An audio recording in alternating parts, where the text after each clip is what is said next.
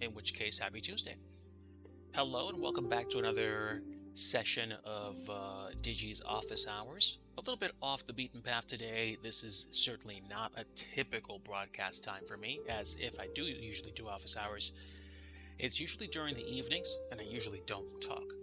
But had some free time this afternoon. I figured, why not spend a couple of hours doing a little bit of dev and catching up on some projects because I felt like doing it.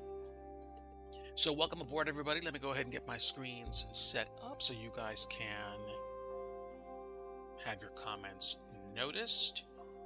And yeah, good afternoon. I hope that you guys had a good weekend this weekend. I got a chance to step out with Mrs. Digi, and we certainly enjoyed ourselves. Where we were traveling, we dealt with, leftover rain and wind from a tropical depression. Tropical storm Ophelia kind of died down in our area. So it was pretty rainy, fairly wet, and somewhat windy, but we still had fun. We traveled, we did a little bit of, actually a lot of bit of, of good eating. And I'm probably going to be working those pounds off the rest of the year, but that's a different discussion. With that said, let me go ahead and get my other screen set, and then we can plug in and start doing what we do.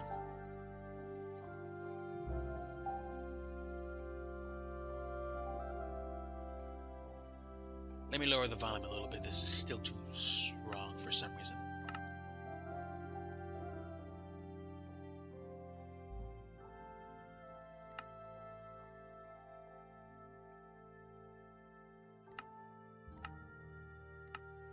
There we go.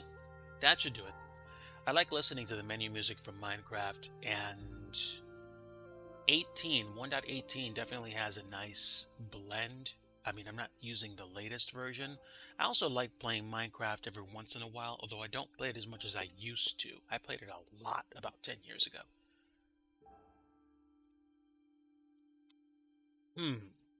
Where do we start? Oh, I know what I have to do. Pardon me, folks. I'm going to pull up my picture library. And SG, if you're watching, I really need to be paying attention to what you taught me.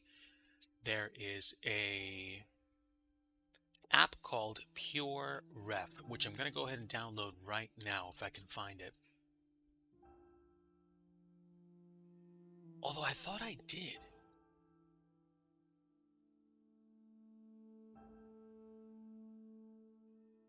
Oh, wait a minute. There's a portable version? Hello. Oh, I get it. It's, I forgot it was donationware, which was specifically why,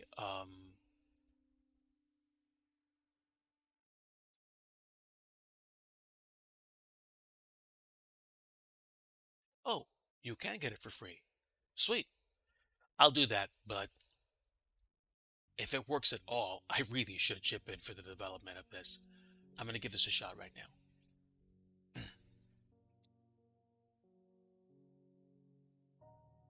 I got the portable version of PureRef, which will hopefully allow me to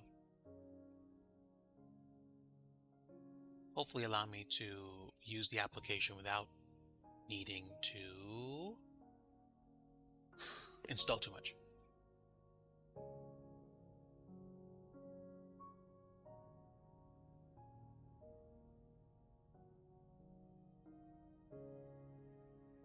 Okay, so I have a virtual board which has nothing on it. And I'm going to see what I can do.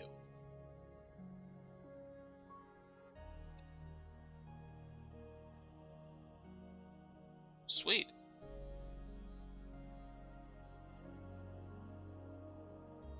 I think I'm going to create a PureRef image capture so you guys can see what's going on.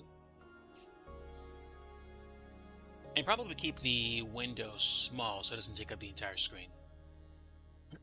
Let's do a window capture and let's add a source.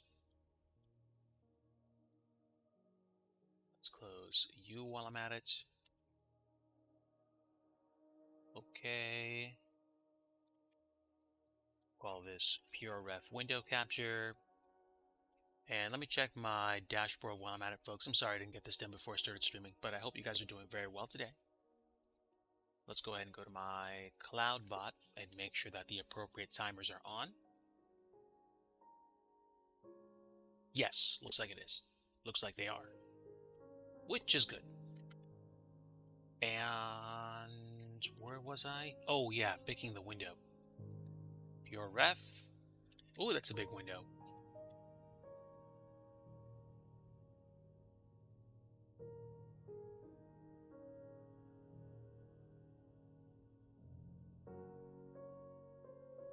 Let's minimize it. At least a little bit, and we'll put it over here. And then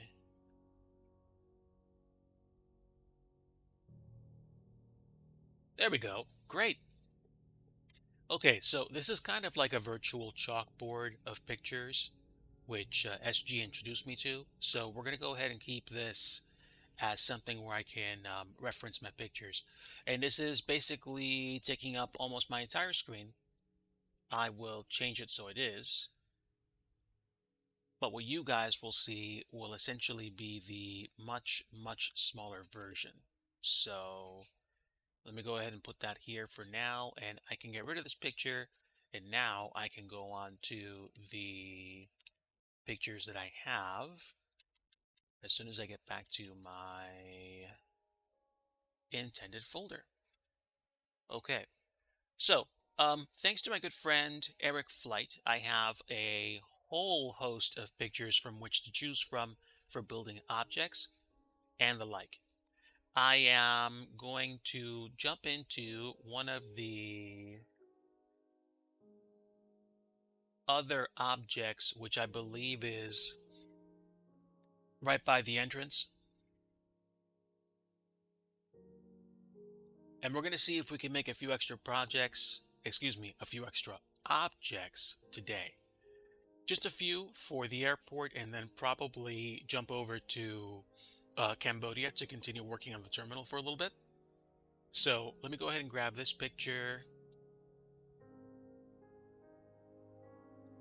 And this is probably going to be fine.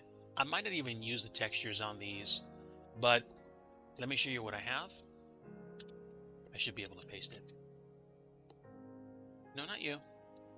I can't copy this image.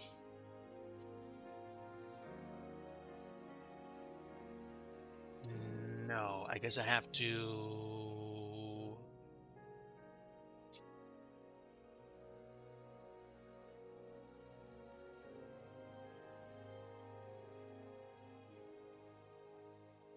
No, I guess I have to download it. Okay.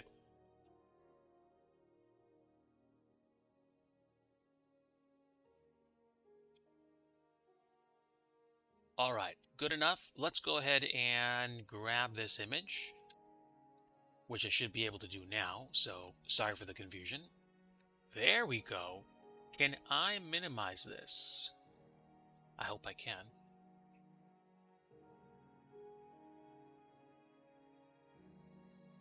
All right, great. So we've got an image, and I'm going to go ahead and use the things here kind of as a guide.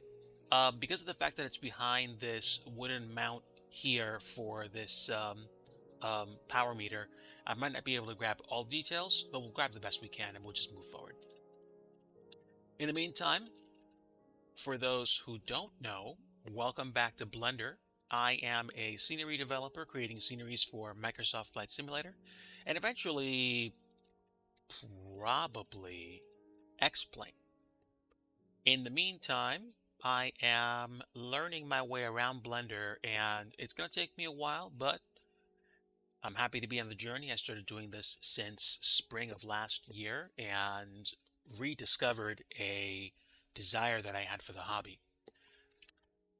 So, first thing I'm going to do is probably work on these items in kind of like off to the right of center or left of center. These things which I guess hold some of the doodads for the power that goes to this airport. So let me figure. That is probably going to be something about 2 to 2.5 feet tall. So it's not going to be very big. Mind you, I am eyeballing these measurements. They're going to be off. I know this. That's fine. So let's go ahead and open this up. Come on, Minecraft. Give me music, please. Eventually it does.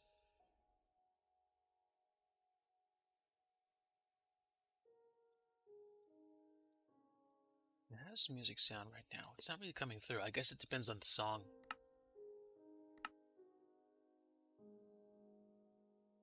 We'll keep it at 20%. That should be fine. And I don't know what these do, but I'm going to go ahead and model them as best I can. And I'll probably use some very basic textures. So I need to figure out what height is going to be. It's probably going to be about 2.5, 3 feet. I'm assuming 2.5 to 3 feet. I'm assuming 3 feet with that top. So probably 2.5 feet for the base, and the top on part will probably extrude and shape. So I would say about a foot wide and long, and about 2.5 feet tall. So 1 foot, 1 foot, and 2.5 feet, which makes for a very small shape.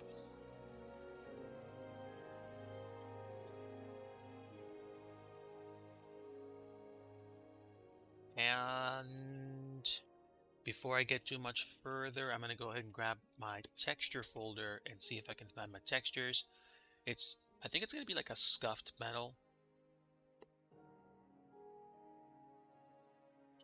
Model textures.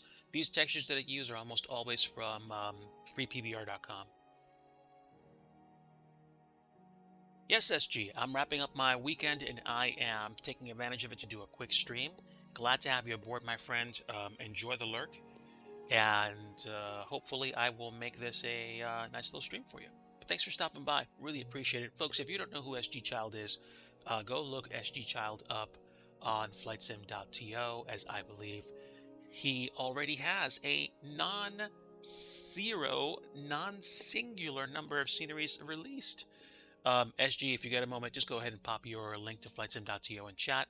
And again, happy to have you here. Meanwhile, I'm hunting metal textures, and we'll see what we can do.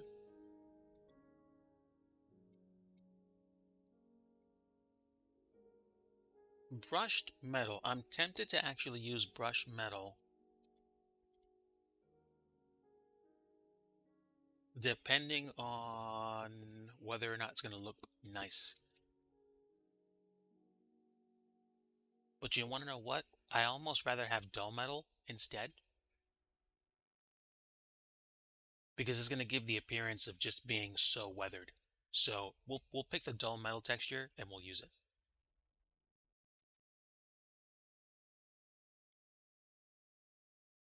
Yeah. All right, SG. Well, enjoy the lurk. Happy to have you here. I'm grabbing some textures. You guys aren't seeing that right now, so I apologize in advance. But I have all that I need. I might use the metallic texture to dress up the objects, but I kind of doubt it. This is like one of the supporting objects at the airport. I'm not going to spend too much time messing around with it. It adds to the ambiance. Yes. All right, gonna make a folder for the asset, and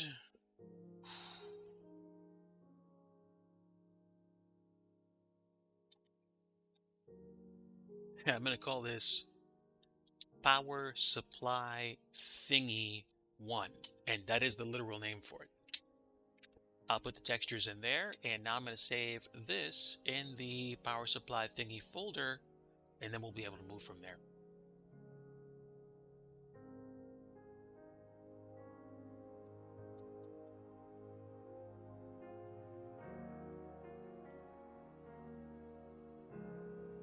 And I'm literally calling it power dash supply dash thingy dash one. All right, superb. So we have it, but remember, this is not just a rectangle that's standing up on its side. This has something on top, and I'm not sure what the items that are inside of it are, but we're just going to go ahead and extrapolate as best we can. So to do that, we're going to go into edit mode. I'm going to grab this face, and then I think I'm going to use insets and extrusion to see what we can do.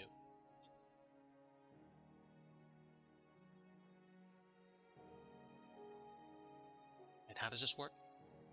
Okay.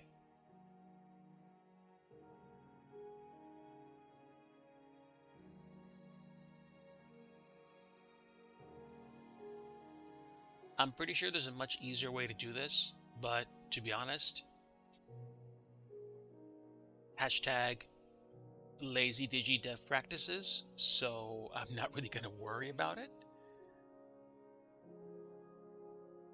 I'm just kind of enjoying myself right now.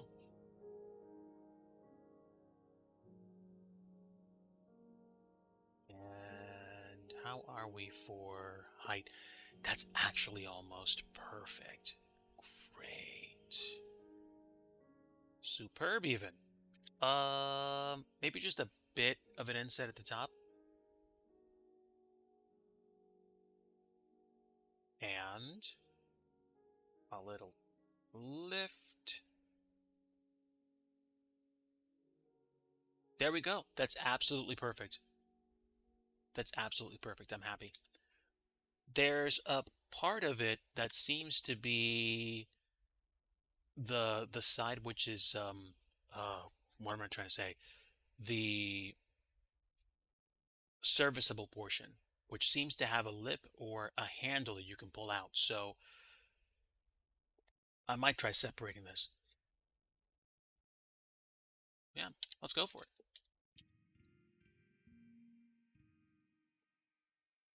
And now that I've saved it, I'm probably going to create my first revision. If you guys don't know and you work with Blender at all, I recommend using different versions of files. So in the event something happens or you have to fall back to a different change you've made, you don't go bananas because you go, oh, I've saved everything in one revision. Like that's just how I roll. I mean, I'm not saying that my way is the best or the only way to go. Clearly, there are people that have many, many more years in Blender than I do. But I'm going to say, if you're curious as to what the practices are that I follow, I try to save different revisions or versions of an object when I'm going between major changes, even sometimes minor changes, just so if I don't like the way something turns out, I don't have to say, oh well, I can't just like undo everything, otherwise I have to start over. I started doing that early on for some reason, and I just prefer doing it. So, power thingy. And now that we have this side, let's separate that. Power thingy, serviceable edge. Okay, now we have a separate object. And the reason why I made this a separate object is because I want to do a loop cut, but I don't want to loop cut the entire object.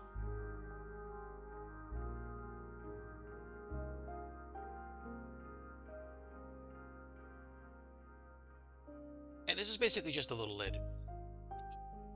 Let me zoom in a little closer so you guys can see what I'm doing.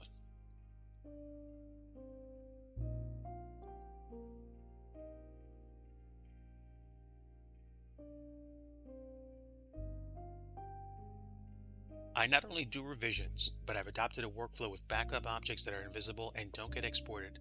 So if I say want to apply a modifier, I copy the object, move up the backup section, and it simply disappears out of sight, but always there if I need it.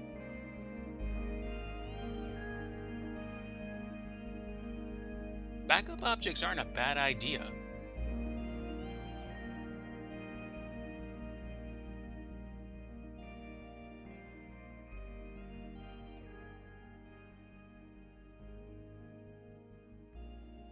Yeah, that's not bad.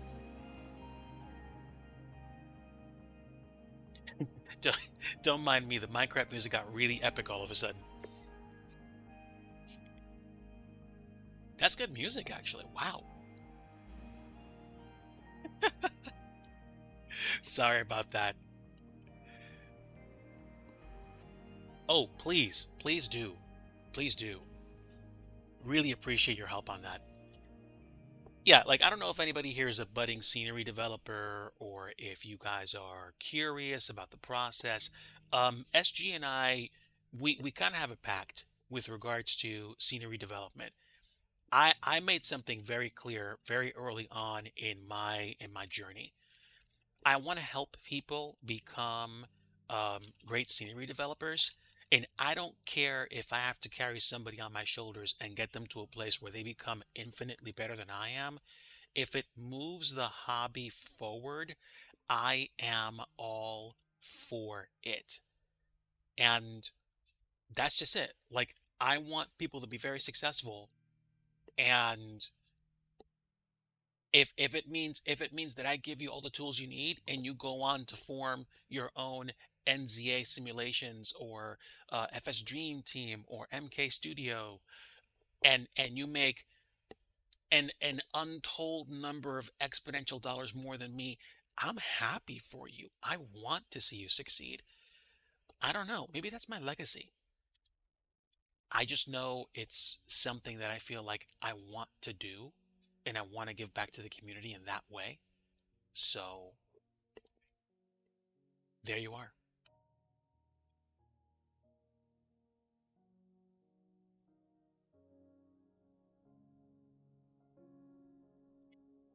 So, without thinking about this too much more, oop, I should move slower.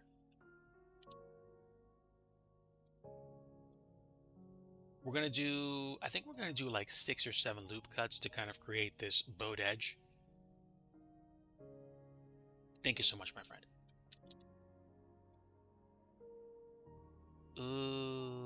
Do I care about all those loop cuts on the main object? Right now? No. Right now I feel lazy. So let's see, 1, 2, 3, 4, 5, 6, 7, 8. That should be enough, I think. And I can go ahead and grab all these edges and dissolve them. Okay. So now this is what we're going to do. We're going to create an arc here by basically playing with these edges. We're going to merge these edges together. No, no, no. Just you two. There we go.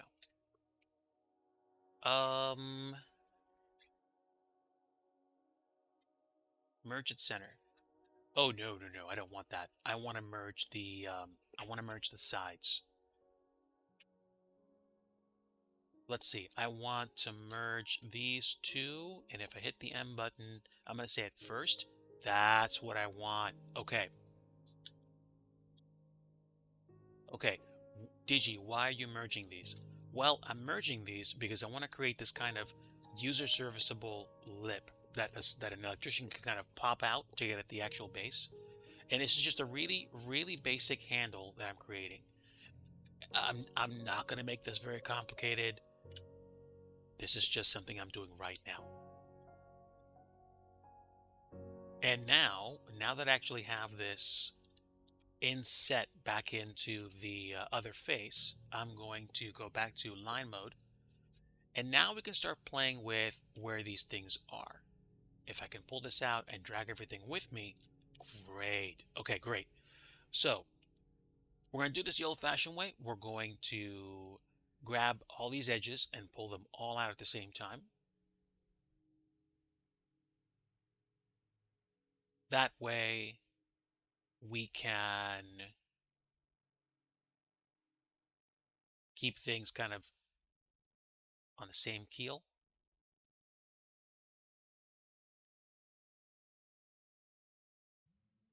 And now we have a lip that an electrician can just pull out. And if I really wanted to, because I'm feeling a little picky, I'm going to go ahead and do a loop cut of all of these. Let's try it again. And let's go ahead and see if we can push these edges in. Do I want to push them in? We can try. All right. Now, in theory, if I push these in, then we're going to create a lip.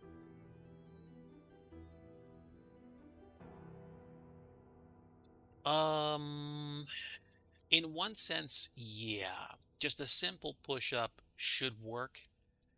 It's not going to look like absolutely perfect. Or I can loop cut this one more time.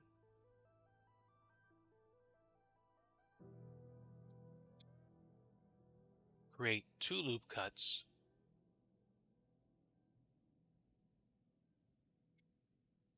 And then we can grab the innermost edge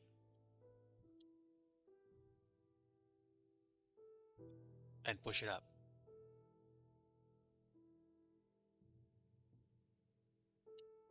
And the effect is that you will literally have a lip on this that you can actually push up.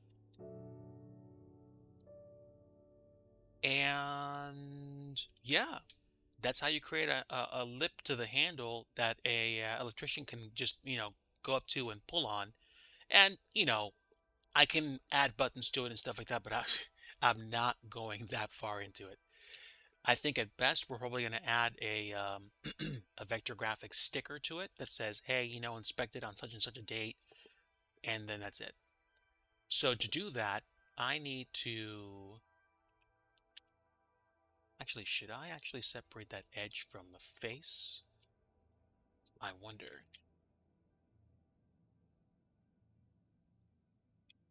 We're going to call this a serviceable face. And we're going to add something here. What do I want to do? I might try adding a plane, or I might do what I usually do, which is look for an image. Look for an image that I can actually just copy and paste onto a face. Which to me would be a lot quicker and a lot easier to do. Let's see. It's kind of hard to find them. So yeah, instead of just obsessing over it, I'm just going to go ahead and make a small plane, like a ridiculously small plane. And to do that, can I duplicate this? Nope. I'm not going to think too hard about it. I'm just going to add a different plane.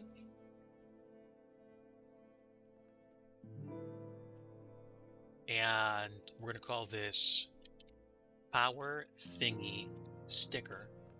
And we're going to rotate this by 90 degrees. And we're going to reduce it in size down to, I think, 1/4 of a meter. Ooh, way more than that. Let's do this.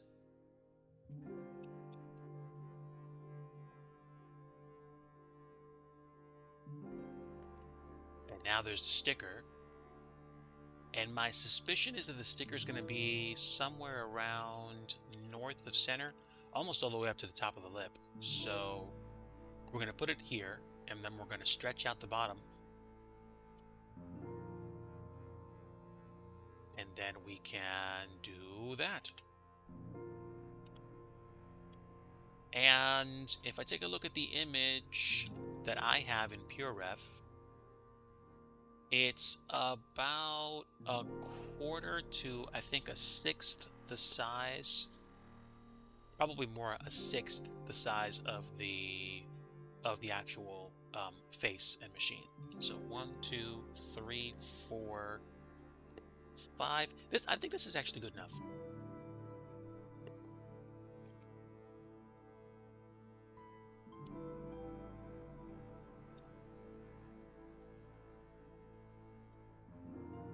Oh, SG, I am so glad I started using it already, and I'm pretty sure I'm going to be donating something to them tonight.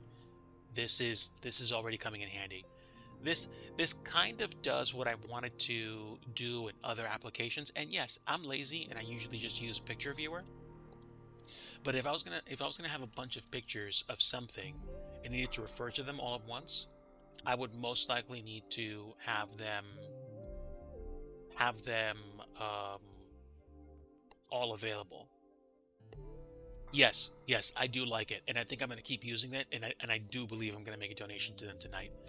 This is better than me spending my money on something that I have dubious, I have doubts of whether or not I enjoy it. Forwarding the hobby is definitely appreciated. The sticker is not on the object yet, and I think it's time for me to start texturing objects. So let's grab the power thingy and the power thingy serviceable face. And now we're going to apply some textures to them. Let's see. Metal, we're going to grab MSFS material params, and we're going to select an MSFS standard texture, and we're going to apply dull metal. And you can immediately tell that there is a dull metal texture that's been applied to it. And what we're going to do is we're going to add the roughness layer. And then we're going to add the normal, which is almost nondescript. There's just a teensy bit of sun catching going on here with some scratches. And what we're going to do is we're also going to do a UV unwrap or a smart UV mapping.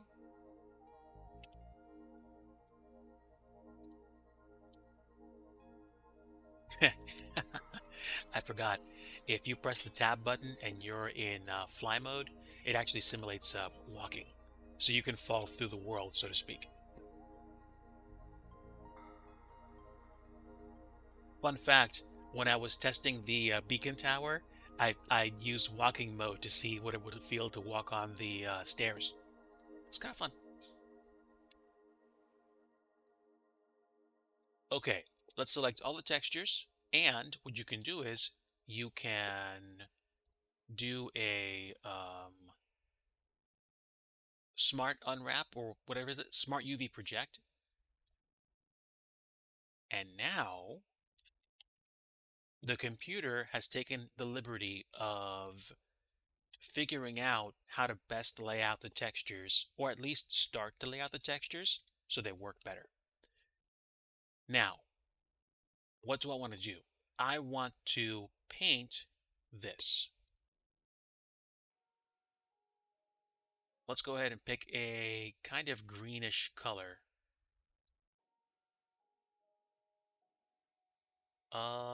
If I do 0.1 on each of these, or 0.4, yes. Okay. Is it a perfect match to the picture? Actually, it's pretty close.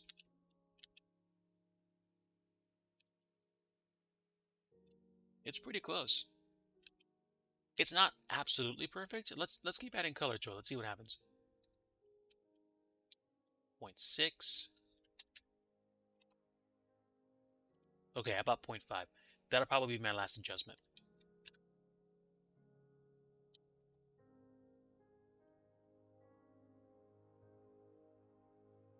Okay, there we have it.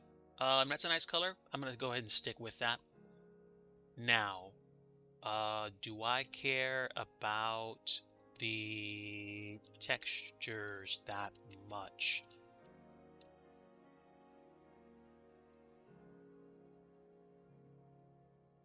It's pretty blocky right now, not gonna lie. I wish there was a way to actually reshade this, but doing a smooth shading doesn't produce the kind of result that I want.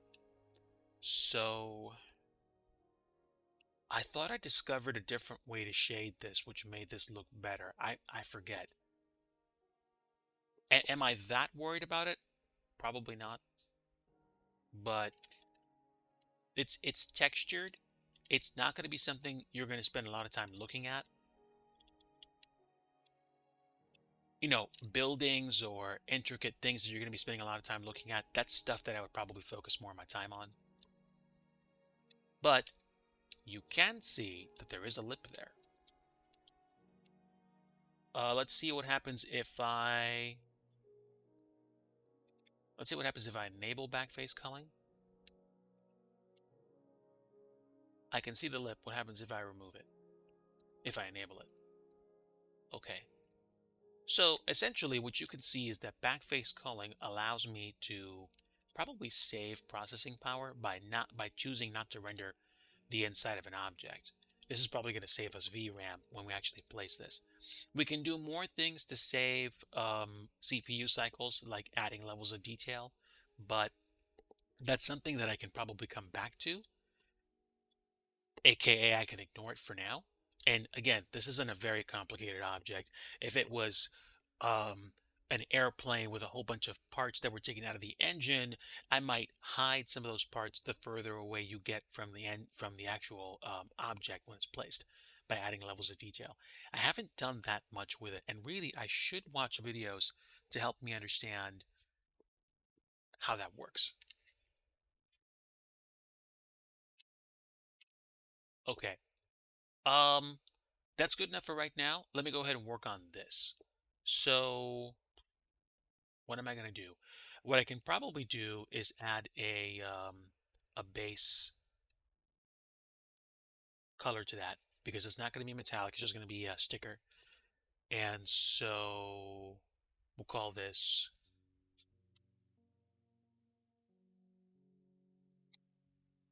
power thingy sticker. And we're going to create a base color for it. Just about, what is it? Is it pure orange? Actually, that's pretty close.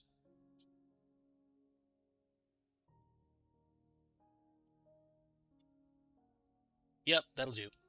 And then no metallic, 100% roughness, or maybe like 0.875. I wanted to catch some light. Do I want it to be like one of those stickers that's semi-reflective? I don't know if I do. Because if I do that, then I'd probably have to start thinking about, don't want the letters to be reflective. So no, no. I think 100% roughness is fine. No clear coat. And yeah, blend mode opaque, shadow mode. Do I want a shadow on this? No, no shadow. Actually, I might start doing that with some of the objects that I build, especially if they're stickers or planes. If they're going to be up against something, they shouldn't be casting a shadow. Which reminds me.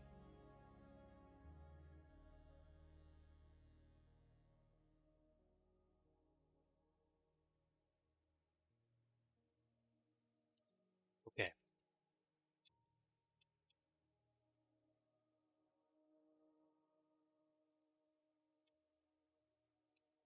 Let's zoom out. That's pretty close. And it's not waving or doing weird things. If you get really close to the object and look, you'll probably be able to tell that it's not attached. However, that's a supremely critical eye and something that I don't care about right now. The only thing that's bothering me about the face is that it has a a scratch that's very pixelated. So I'm going to go ahead and grab that face, just this side, and I'm going to move it a bit.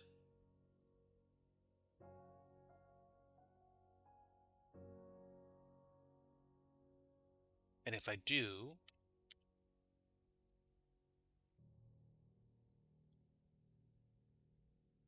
and that's fine. And the scratch is still there, but it's not up at the top. So I think I did what I wanted to do. I think so. And I'm noticing that this actual image is starting to get in my way. So I'm going to go ahead and move it to the side a little bit. Or you know what I can do? I can probably just minimize it even more.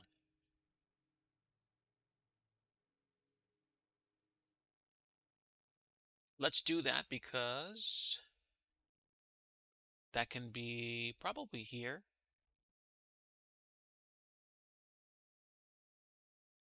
There we go. All right, so we have a sticker. Now, let me see if I can take the lessons that I've learned from the last stream I was doing scenery dev work where someone talked to me about text. Before I even do that, I'm going to probably create some really just gobbledygook text and put it there. Unless Eric Flight takes a picture of the power supply equipment, which I don't expect him to do at all. And I'm sure if I or anybody else that didn't frequent the airport a lot walked up to that and took pictures of it, would probably look super sus. So let's go back to layout mode and let's add some text.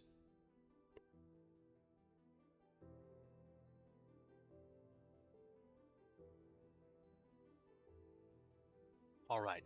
So what I want the text to say, I have absolutely no clue what a typical power supply thingy inspection sticker looks like. So I'm just going to go ahead and have some fun with it and say, let's see.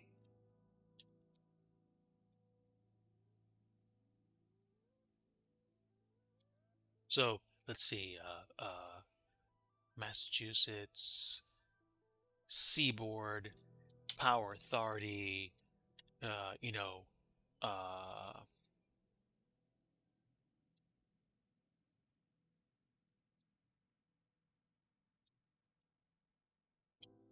DNI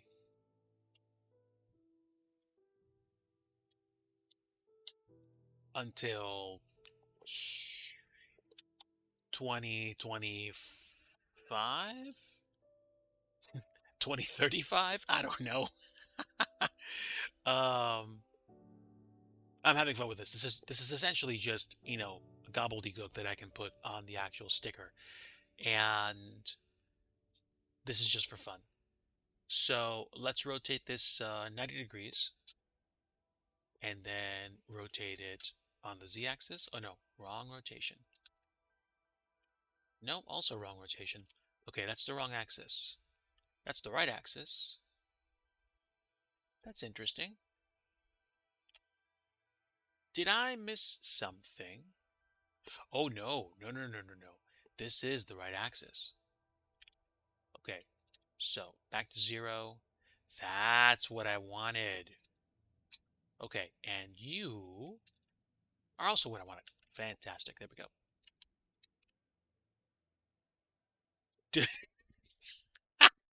Do not stick a fork in this. Oh, wait, wait, wait, wait, wait, wait, wait. Now I'm going to start getting Easter eggy. Okay, if you're watching this, Eric.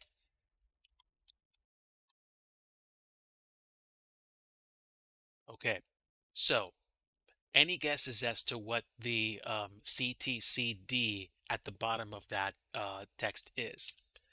If you can't guess it, it's okay. I'm just having fun.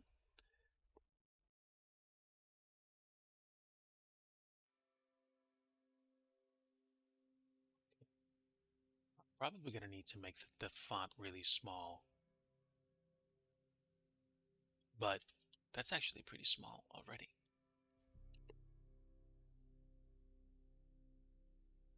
Well, I'm going to go ahead and tell you guys. So the CTCD, actually that's the wrong text. Okay, so CTDD is actually what I meant to say, and it is just a fun thing that I'm putting in for my just offshoot parody company, Crash the Desktop Designs. C'est bonsoir, mon ami. Comment allez-vous? Ça va? Ça va bien? I am doing okay today, so ça va. I am building scenery, and I am messing around with text so that I can see what things will look like and how to actually stick text on a label. I'm trying to minimize this text so that I can stick it on that sticker right above.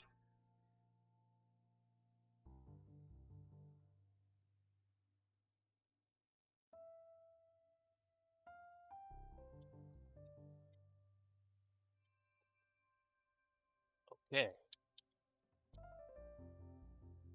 Let's go ahead and move this up front. Okay.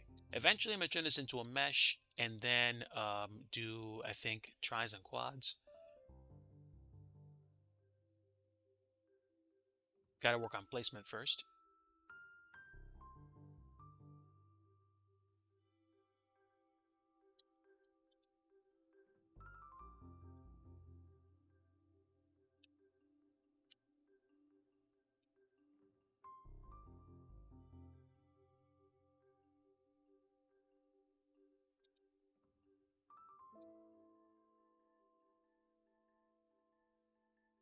So that's just a placeholder for the sticker. Eric will probably see this and be like, ah, you're putting stickers on stuff now. Let me take some closer pictures, which would kind of be interesting. Because, I mean, if I can get a picture of what the sticker looks like, I can grab a picture, I can turn that into a texture, I can slap it on the plane, and that's it. So we'll call it power thingy sticker text. And it's a shape. So this, I think, is good enough for now.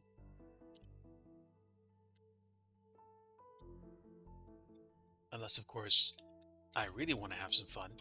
No. Could I add two things of text? I don't know. I don't think you can have two different kinds of text. You can have one kind of text with two different sizes. So let's go ahead and add one more thing. I'm just going to go ahead and copy it because I'm super lazy. And now that we've copied it, I can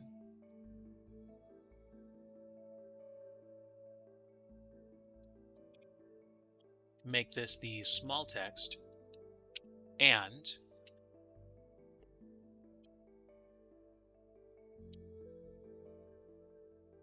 hey, Kaon, welcome aboard, my friend. Um, Happy to have you. Thanks for the lurk. Folks, if you like retro gaming at all and you have any kind of interest in electronics, even just a slight interest, go check out my friend Kaon's channel on Twitch.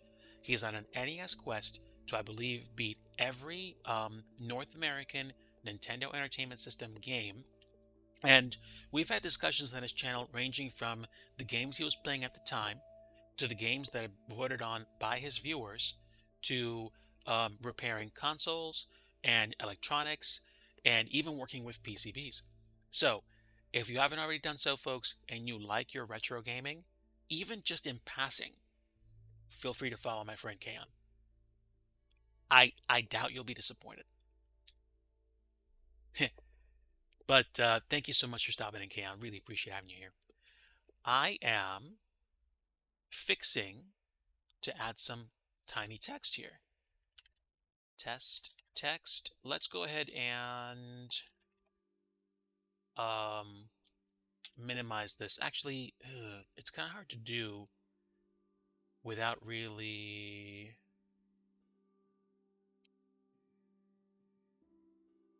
messing with the font size. Actually, that's pretty good. Let's do 0.25. Yeah, actually, there we go. Let's do some tiny text here and do something like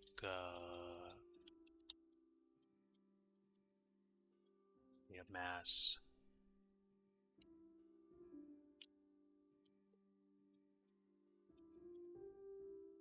We probably do it even smaller. Now I'm just having fun. And let's zoom in slowly. Do something like inspected 2023 ETDD.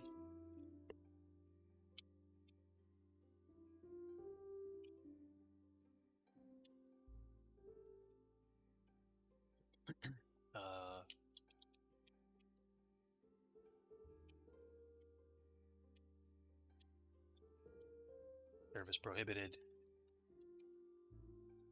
Except by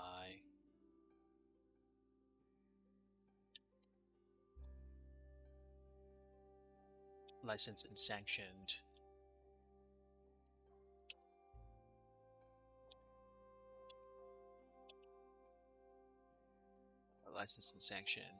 personnel.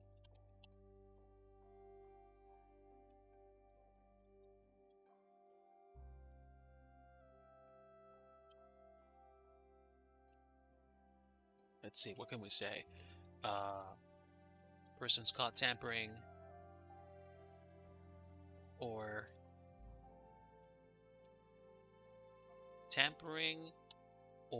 interfering with face a fine of no less than $1,000 and possible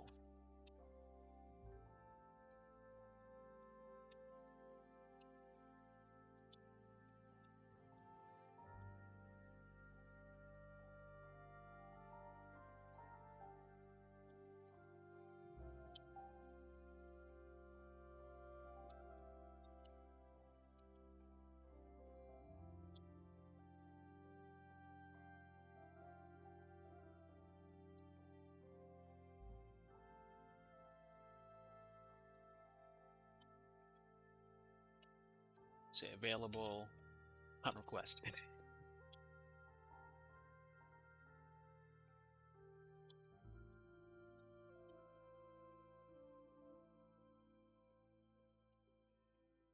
By the way, this is a fake sticker. There we go. Service prohibited except by licensed and sanctioned personnel. Persons caught tampering with, or interfering with airport electronics face a fine of no less than $1,000 and will prosecute to the full extent of the law. Plymouth servicing records available on request. By the way, this is a fake sticker. I like that.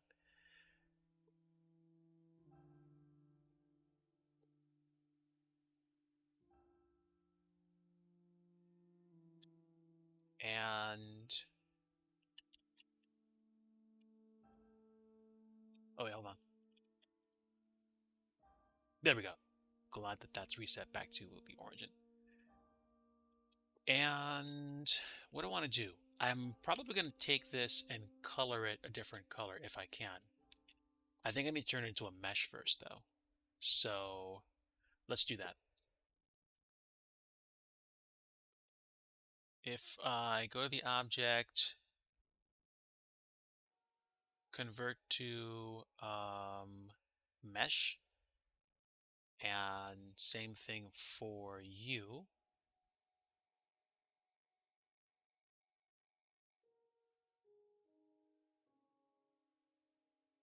Okay, both of these are now meshes. So now we should be able to go into wireframe mode and clean them up. So let me think. I think if we did Control T and Control J, oh, no mesh data to join. What was it that he said? Well, I know they're meshes now, so we should be able to see them once we actually render them. If I can't see them, I'm not going to worry about it, and I can probably go ahead and rewatch the VOD where they help me understand how to work with tris and quads. So what I'm going to do for now, though, is go into modifiers and apply my decimate filter, because it's going to cut down the number of polygons that are on these massively. Planar reduces it by like a factor of 10.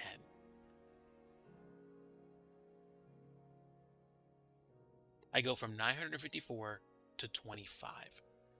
That's almost, I don't know, like what? Almost 1,000% reduction? I'm happy with that. Let's go ahead and grab this one as well. Do the same thing, do a decimate filter, planar, and it's going to be harder to see because these are really small letters. But I went from 23,811 faces to 550. That's going to save you a few cycles, in my opinion. So, there we go. And if we go back to face mode, you don't really notice a difference, even if you get right up next to the text. So, there you are. Now, last thing to do is to probably grab that text and paint it black. So, let's do that. And it's just going to be standard text, power thingy, and we're going to say orange sticker text. And base color, just absolutely nothing but straight black. And then, do I want it to be metallic? I could make it metallic, but I'm not going to worry about it. I'm going to say clear code roughness 0, and that should do it. And then we can apply, oh wait, hold on. Is that black?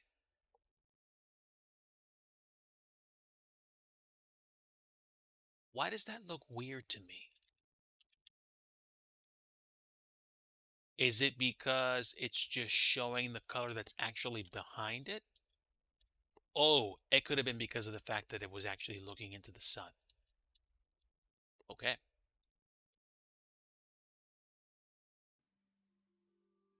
And there we go.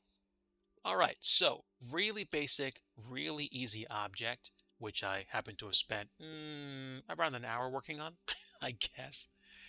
So there we go. Now we have a power supply thingy, and I need to build another one of these, but I'm going to probably not spend as much time because I'm not going to be adding a sticker to the other one. Okay, so there we go. That's my first revision complete. And I can create a output of it. Power supply thingy. And that's going to be thingy number 1. Modifiers. Include selected objects, which is everything. And we're going to create an XML file, which is basically the same name. Power-supply-thingy-1 XML. And we're going to give it a GUID, a GUID. Put the textures in the texture folder before we render it. And since there aren't that many, that shouldn't be a problem.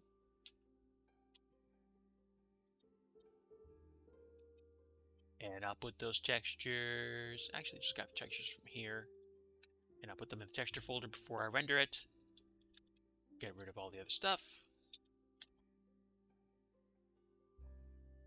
And now we should be able to finish the render and look at it. The render is complete. And dun dun dun dun, it's ready.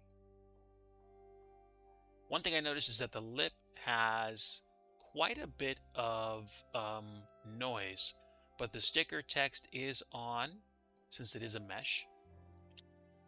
What I need to do is to clean up the lip so that it doesn't have. I think it has an extra edge on it. All right, let's zoom in. And I think the problem here is that there's two. I think there's like two edges, two sides.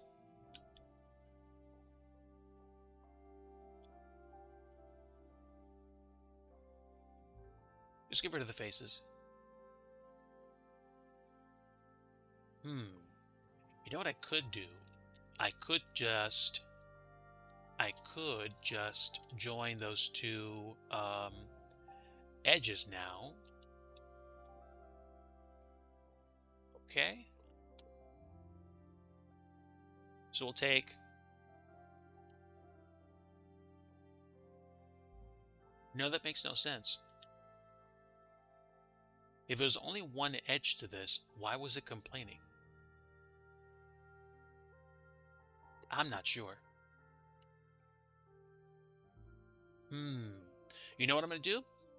I'm going to save another revision, and when we're going to actually merge the top to the outer lip, because this is pretty much going to be it. It's not going to be a very complicated object. I'm going to actually get rid of the faces, and we're going to take that edge and map it to those points.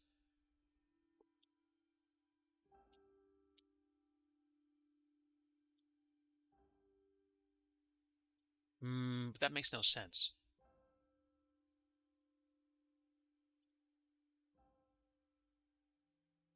It kind of does, but it kind of doesn't. But if the only way to pull that surface edge open is to actually pull it from the bottom, then you're not going to have an issue with somebody trying to pull it from the top.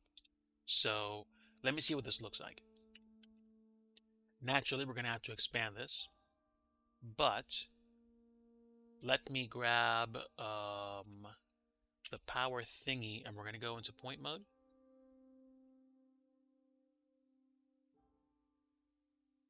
All right, can we subdivide?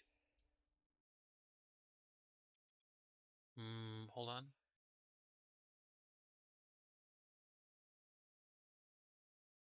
Oh, excuse me. We'll take the line segment, subdivide the line segment, and now we have another point. And how many points do we need? We need 1, 2, 3, 4, 5, 6, 7. Was it 8? 1, 2, 3, 4, 5, 6, 7, 8, 9. So we're not going to take the edges, but we're going to take 1, 2, 3, 4, 5, 6, 7 extra points. Okay, so we have 1.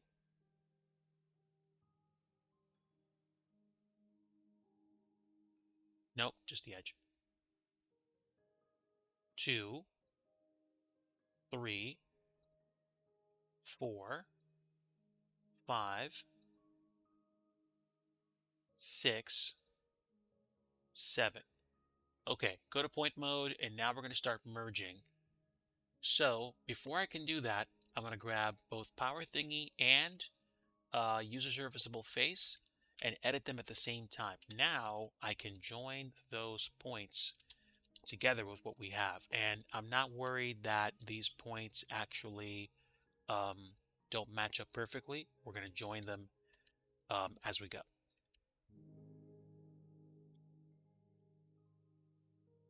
And we're going to merge at last, or not.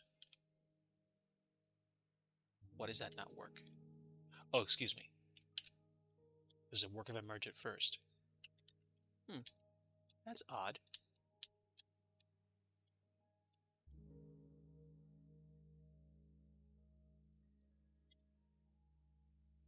Invalid selection order.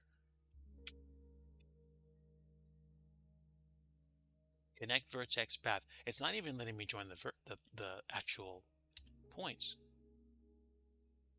Probably the simplest thing for me to do is to join that serviceable face back onto the power thingy. So Let's do Control J. And then just call it power thingy again.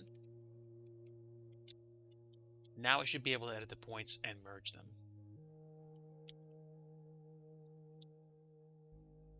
Yes, there we go. Okay, that was the problem.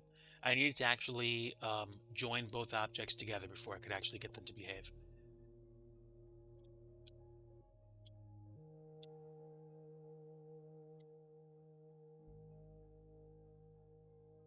Okay, so Digi, why you do that? Well, probably because the serviceable face is probably just going to pop out when you pull on the lip, and it's in my opinion, in my world, it just fits into the object.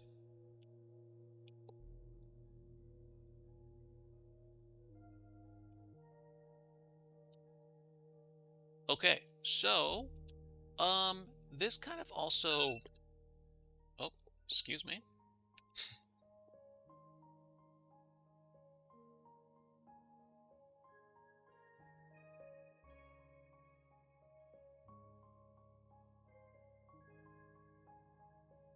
Just a reminder for me to pray, so I did.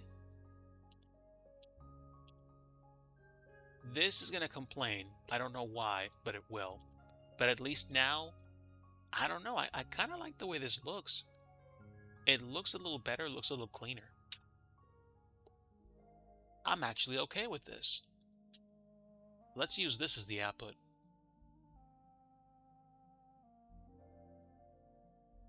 And we have everything already chosen. I've exported this. I'm going to double check it.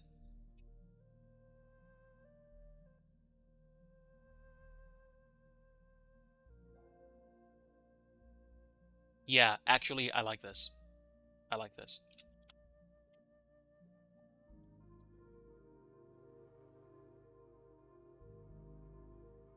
Sweet.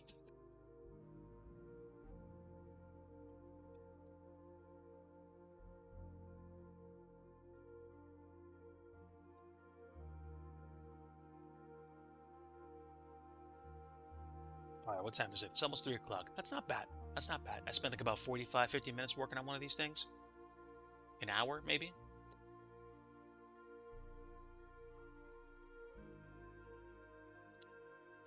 I mean, maybe you have to make allowances considering that I'm actually learning as I'm going, so.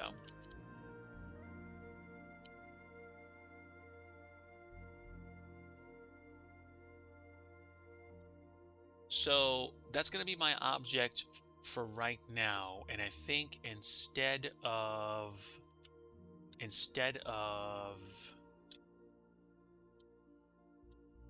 working on the other power object, I think I'm going to go ahead and jump to the other project I was working on a long time ago, which is the terminal buildings for the airport in Cambodia. So do I have it open as a recent? Direction sign. No. Okay, so let me go ahead and open the project first if I can find it. And I should know where I stuck the project. Terminal walls, experimental.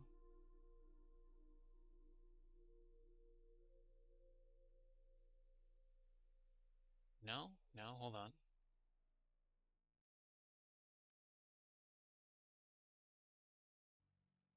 Blender objects. Okay, so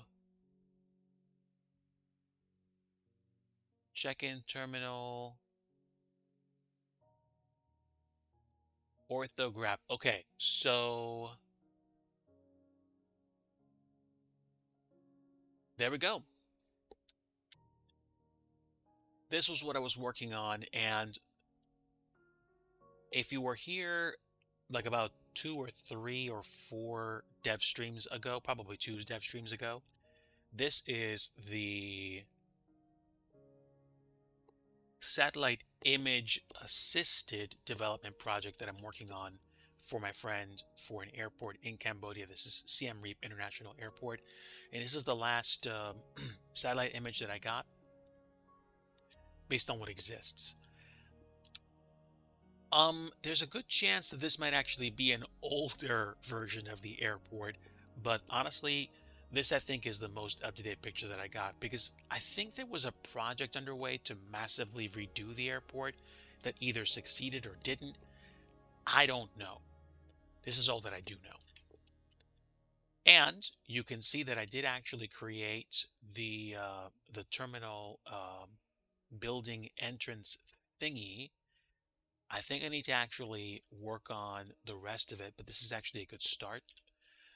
I want to create the building pieces, which are going to go here. So we have the entrance and the exit collections.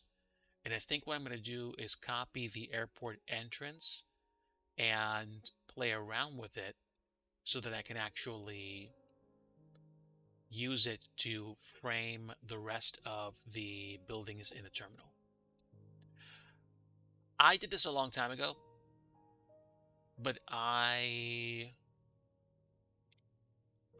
didn't seem to make the building to spec, or not the spec, but to size. And I was just like, oh, it's off. I need to start over. So we're going to turn these into a new collection. And I'm not sure where the other collection is, but that's okay.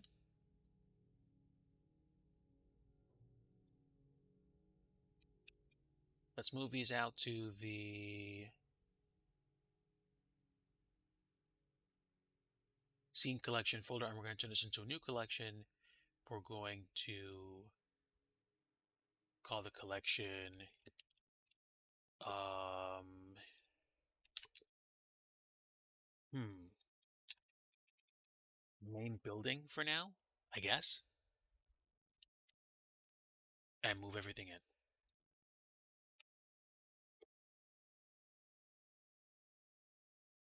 Straight on view of the buildings. No, that's actually a pretty good idea, but I've gotten pretty close. There are some pictures that I have, which I think I'm going to put into PureRef right now. Explain the process of getting your models into the sim. Okay, so condensed and simplified for anyone that's curious. To get these models into the simulator, you need to, of course, first create them in Blender. And when you're ready, you would need to export them using some kind of an export process, some expected output. I use the extended GLTF format because that's what Microsoft accepts, or MSFS accepts, for its exported objects. When you export the project, you put it in the airport that you want it to be built into, and then you tell the Microsoft Flight Simulator software development kit, hey, I've got a new 3D object. I want you to make it available for use in the airport. So there's a lot of processing that goes on. And then when you jump into the sim and you go to the airport, you can take that 3D object and place it there.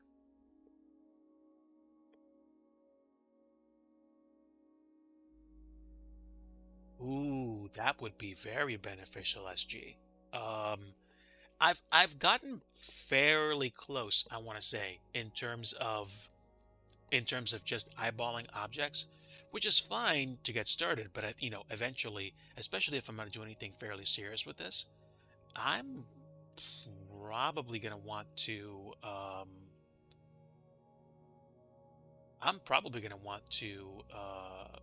understand more of the process involved with how how how how I can make the pictures or the buildings more precise. Oh, you're welcome, Count. Um, one of these days, if I get to a point where I have settled into a much better flow, I might actually start creating. I've debated creating videos for the process of helping people understand how to make scenery. Um, Only problem is that I'm still kind of deciding what I want to do in terms of how I'm spending time, the things that I'm doing. And Kaon, especially you and me both know, and so does SG, how you can get so busy that the things that you want to do becomes the things that you never do, and the things that you want to do sometimes become the things that you don't have that much time to do. So I don't want to overextend. I don't want to do too much. I like streaming. I like streaming scenery development. I like building things. I even like collaborating with other people. I think where I fall off the wagon, so to speak, is when I start thinking about, like all these like, tutorials and instructionals and guides and things like that. And then that starts to get in the way of, well, okay, I can make those guides, but how much attention do I want to make? I want to put on the guides themselves and all that. And that may come in time, but there are some things I need to focus on first before I can get to that point. Yeah. SG, I just saw your comment. Um, Sleep is it's a thing that we need. I'm not sure I want to cut that out. Now, in one sense, do I like going to sleep? I think I like resting and the body just kind of takes over and you wake up into the next day. But I also, what am I trying to say? In the same sense, I don't like sleep because I don't like how I don't like how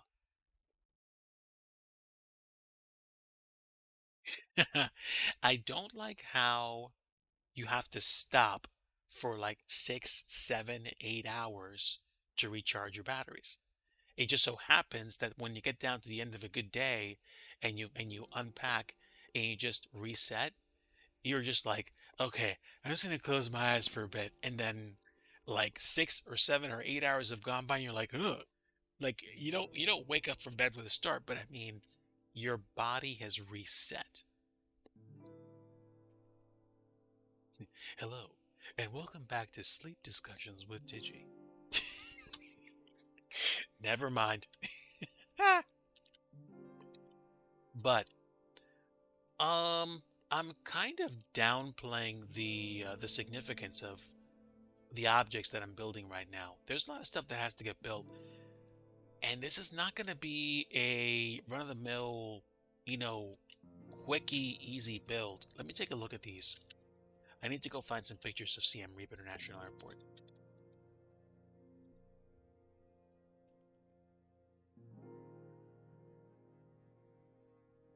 Um, I thought I had a link saved.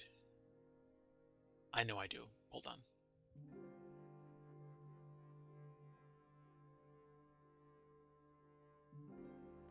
Plymouth, Municipal. There are a lot of airports that I have that I'd like to get to.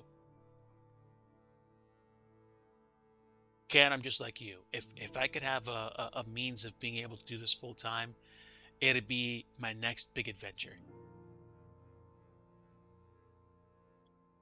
Wait, I should be able to search for it.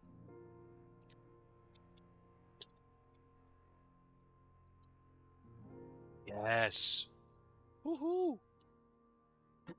All right. This is where things get interesting. So, I'll share my browser screen with you guys.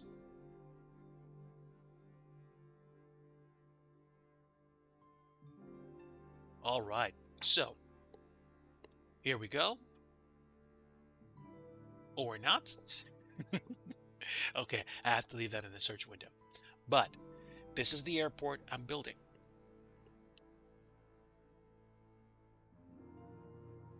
Now, I have a model that got surprisingly far along with this, but the scale was off. I might actually import it again just to see what it looks like. Stand by. Because it is a separate building. All right, so I have a GLTF. Check-in Terminal 2. Yes. Let's go.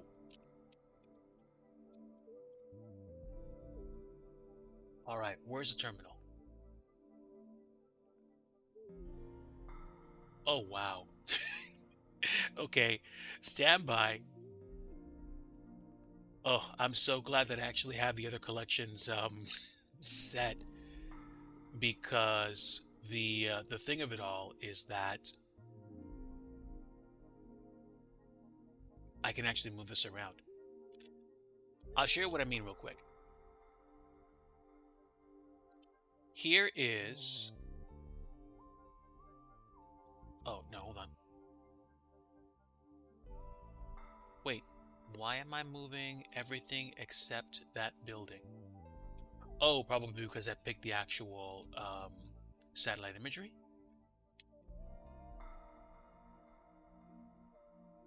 Yes, that's what happened. Hold on. That is the terminal. And I just need to uncheck or deselect this. And now I can move it. Nope. Why am I still picking that?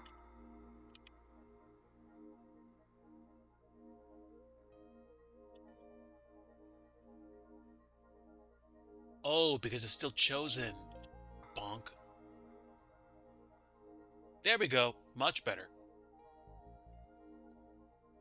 It's hard to tell from what you see here, but this building, I think, is actually supposed to be down the middle here, I want to say. So let's go ahead and rotate it.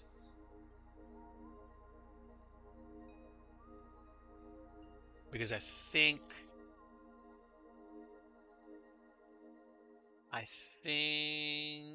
it's supposed to go this way. This was the original terminal that I built. And when you put it here, it's just like a touch bigger in scale than it needs to be.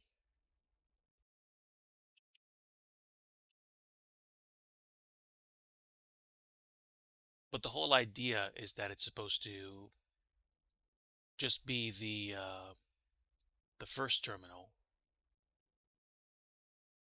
Wait, is that right?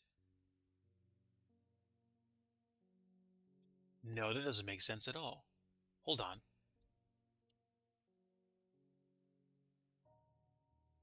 No, no. I think I don't know the layout of this place, but I'm guessing arrivals go through customs here, and then you kind of come back out to this terminal and you go to baggage claim. But this is check-in. So I think we need to rotate it again.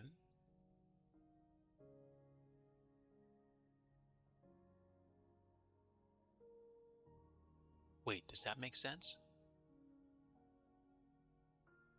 Roll with it.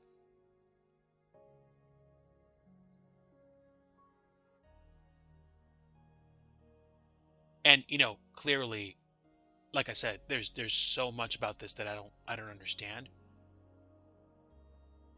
But I guess I modeled it based on the terminal buildings that were here. And eventually what has to happen is this has to connect with other terminal buildings that are here. But let me go ahead and undo the work just so you guys can see, get a much better perspective of what the actual building looked like.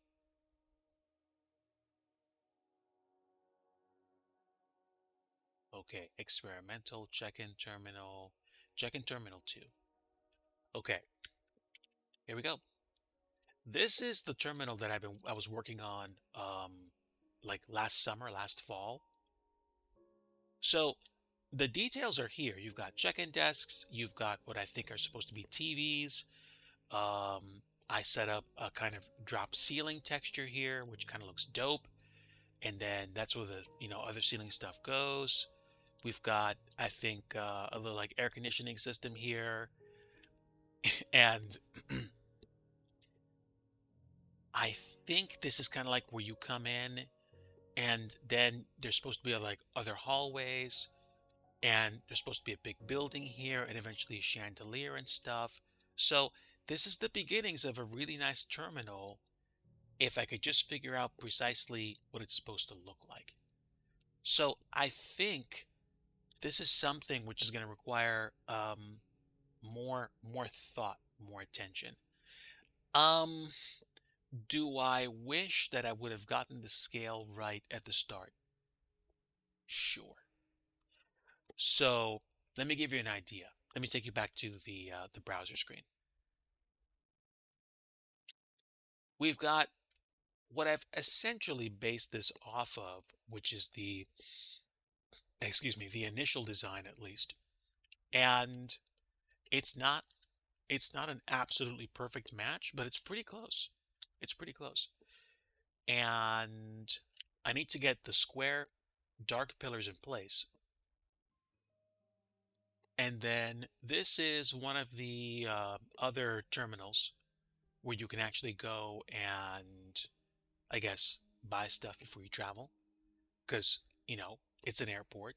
The obvious result is you're supposed to spend a lot of money in here before you travel. That's just how it's set. And this is the baggage claim, probably somewhere near the front of the building, I'm assuming. And that's a video. I'm not going to worry about it. And that's another video. And there we go. This is probably not a security checkpoint, but more like once you go through here, you can't go back.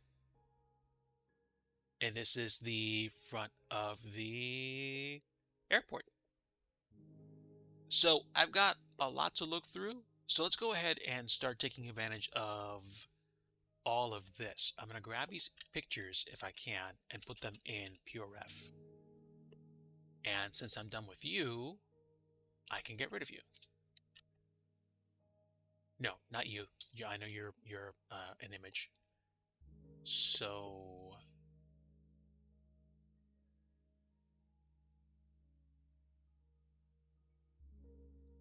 open a new tab. Can I see this? Well, you know what? Doesn't matter. I will grab that, which should allow me to pop that into PureRef. Yeah, here we go. Okay, so I'm going to switch back to Blender so you guys can see what I'm up to. And in the left dark gray rectangle, you're going to start to see me populate more and more pictures, which I'm guessing is the whole point of using something like PureRef, which, again, SG, thank you. And I'll grab this picture as well. Looks so nice and vibrant. Wow. But I'm not going to grab all of it. Actually, I need to grab less of it. Oh, excuse me. Let's go back. Can we go back? Hello? I think I borked. There we go. Good, unborked. All right, we'll grab this shot. And you're gonna hear my computer ding a lot. Panagon, my friend, welcome aboard. Happy to have you here. Enjoy the music and the scenery dev going on here. I am working on a Cambodian airport, and to do that, I need to grab pictures from online, and I am in the process of doing so as we speak. SG has turned me on to something called PureRef, which allows you to have a whole bunch of pictures in reference for an airport or for whatever project you're working on. And I am in the process of doing that right now.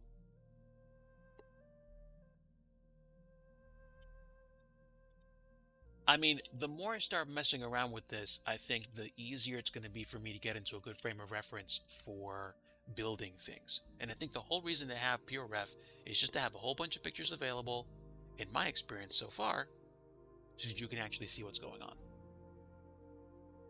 Ooh, great shot. This is perfect.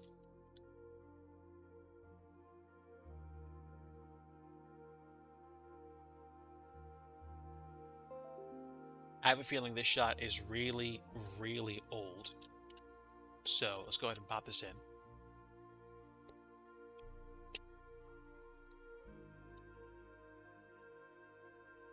In case you wanted to see more of what was going on, I'll make it bigger for now.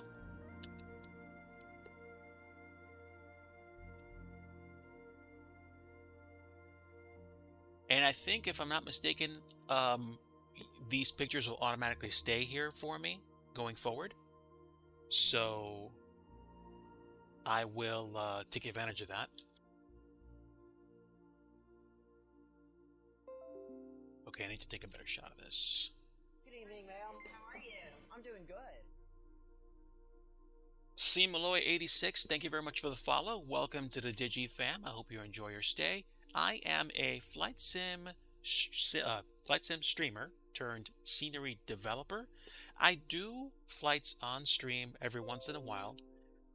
These days, I've gotten more of a focus towards scenery development, and I'm trying to create projects for both my friends and myself for personal use, as well as to create a scenery development company eventually and release sceneries. While it wasn't my intent to go all over the world with sceneries, and it wasn't my intent to create huge international airports, this is just the terminal I'm working on for a friend, and I'm hoping to actually make enough progress on this so I can share the results with them and make them something that is worthy of the actual process. Hey, well, welcome aboard, friend. I've made airports on flightsim.to. I've also released a payware airport on SimMarket. It's not a fake airport. It is actually a private airport in Williamsburg, Virginia. But it was just my first release, and I released it for like $6. You know, nobody has to buy it. It's just something that I did, and actually, people did buy it, and I'm happy that they did. Gave me a boost, and it just kind of reminded me, hey, this is fun. You should keep doing it. And what do I want? What else do I want? That's a similar picture. I need to see.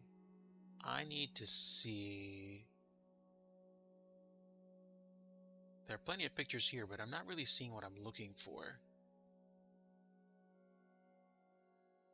Oh, wow. Tell you what, though, there's like almost no shortage of shots. Yeah, that's the wait. That looks like a different terminal. Did I miss something? No. This is customs. I'll take a shot of this and show you. So, if you fly into Cambodia, pretty sure you're going to be going through customs, and that's this shot right here. So I need to create a terminal. I would need to create a building that's actually going to house that. Yeah, I started doing scenery development last year, and it reminded me of when I used to do scenery development way back in the day. We're going as far back as Microsoft Flight Simulator 98, and I flew a lot in FSX, but I didn't do a lot of scenery design there at all. And then I did flight sim streaming for, oh sheesh, easily 4 years before I got to the point where I just burnt out, and I was just like, I don't know that I like doing this anymore. So I backed off. I went to go do some other stuff, and I realized, hey, what about scenery development? And then I decided to try it again, and I discovered that I liked it. So I got back into it. I started doing it more and more. And one of my close friends passed away last spring, and I went to go spend time with the folks that I spent time with back then, and it was a nice get together. It was like a nice reunion, and I went away from that thinking, why don't I do stuff like this? Life is short. I need to really seriously think about pursuing it. So I did. And I released one airport, then another airport, then another airport, and I just kind of got back in the flow. And then I released a payware airport, and I'm like, wow, could I actually make a living doing this? And to be honest, it's tricky. So right now, I'm content with the idea of building more airports and then seeing what happens, and eventually getting to a place where I can map out the future of creating scenery for, Microsoft Flight Sim, Flight Sim 2024, and maybe X-Plane, and seeing what happens after that. But it is not something that I am, hardcore pursuing at the moment, because I have a day job that takes care of the bills for me. And while I would like to do this full time, I'm content to do it one step at a time. So I tell you what, we have enough pictures to kind of get an idea of the dimensions and the size for buildings like this. I can see the terminal side, the departure or arrival side, the main entrance where that, I guess, that golf cart is. Wait, is that the main entrance, or is that wrong? No, I think the tower is on the tarmac side, but that's okay. So, let me try a little experiment. Let me close the PureRef application and see if the PureRef application actually reloads with everything in it. If it doesn't, that's fine. I know where I can get the pictures. If it does,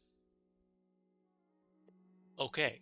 So what happens is that PureRef gives me the option to save the scene I'm working on, which I certainly will. And I'm going to create a PureRef reference folder and say VDSR for the airport ICAO. And the scene is saved. And now if I reopen PureRef, I should be able to get it back. Let's see, select, support, right click, open menu. Okay, right click. Okay, so I can load the scene, and there we go. There are the pictures that I had. That's dope. That's great. That's great. I'm happy. Okay, now, do I see my stuff?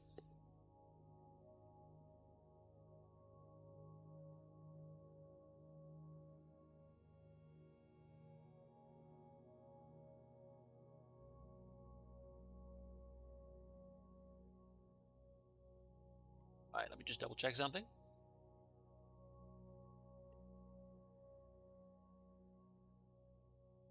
Okay, great. So, as you guys can tell, PureRef is probably going to help me and anyone else that wants to do any kind of creative work or artistic stuff, because it allows me to keep a whole bunch of pictures at the ready instead of alt-tabbing through them like I almost always do. This is a game changer, SG. Seriously, if you're listening, thank you. I appreciate it. I do believe I am going to be donating something to these guys tonight in appreciation for having a tool like this. And I am going to think about what's going to come the rest of this week for me in terms of scenery development.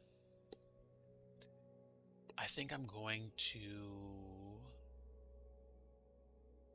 pop this back to this size. Yeah, that's good. But yeah, I would like this to be sized better. And also, I think when I was building this, I was under the impression that I was going to be able to um, import it and pop it into the location really easily. But let me think about this. Let me think.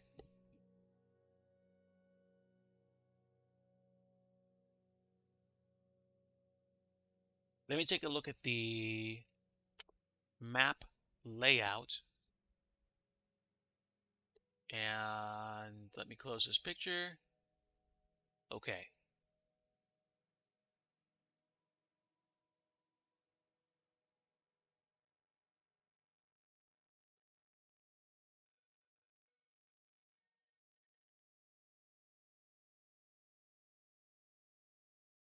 Okay. So I was confused about the layout before. If it works the way that I think it does, then this section to the left, this, I believe, is the departure side of the airport. And I think this middle piece here is probably for regional flights. And then this piece here is where customs, arrivals, and baggage claim are all at. And then you just feed outside to there and you're done. And you have this kind of like 2-to-1 ratio. And that's just the way that I'm going to roll with it. I remember I was trying to figure out the way the airport flowed. So, did I get this right before?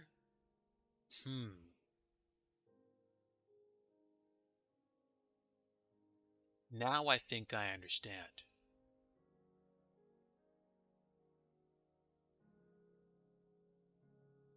Okay, so let me grab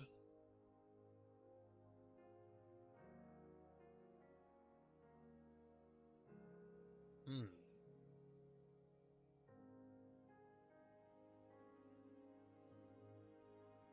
Yeah, I think I'm gonna grab one of these and move it around. So I think I have a main here. No, I threw away the changes. That's fine. We're gonna copy these again. And we're going to put them in a separate collection.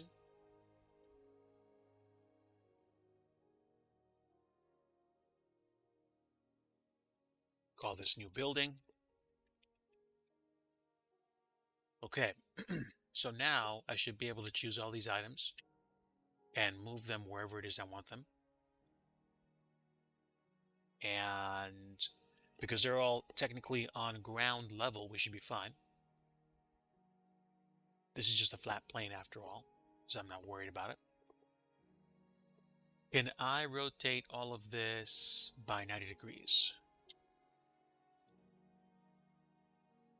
Technically, yes, but at the same time, no. Okay. Now I understand. So we have a bunch of buildings, and I think what I'm going to do is I'm going to keep them the same, maybe scale them a little bit different, and then play with the size and see what happens when I import things into them. That's going to be something I'm going to work on throughout the week. At least I think so.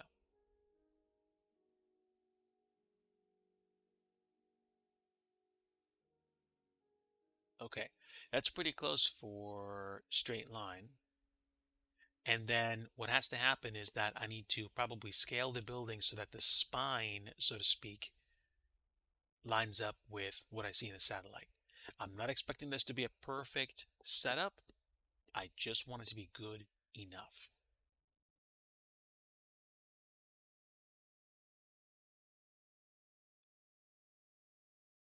Actually, you know what? I think I'm doing this wrong. We're going to move this over to the left.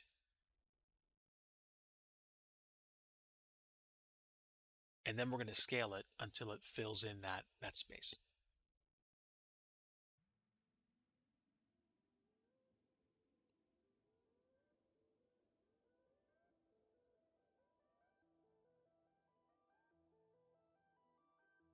It's pretty close. And also, this is probably going to be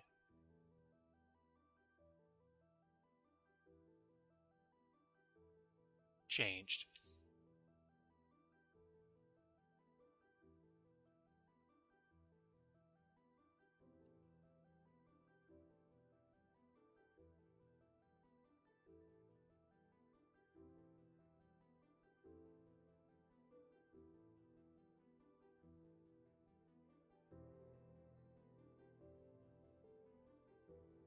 Should I worry about it too much?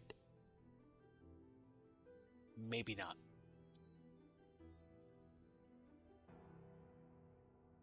Maybe not.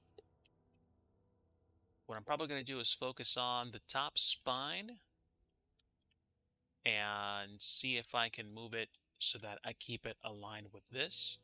This piece, that that dip is probably going to go away.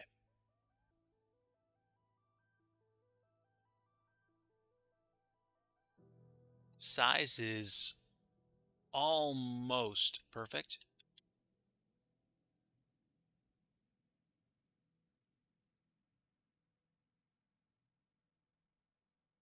But now I have a much better sense of scale. Hide it again.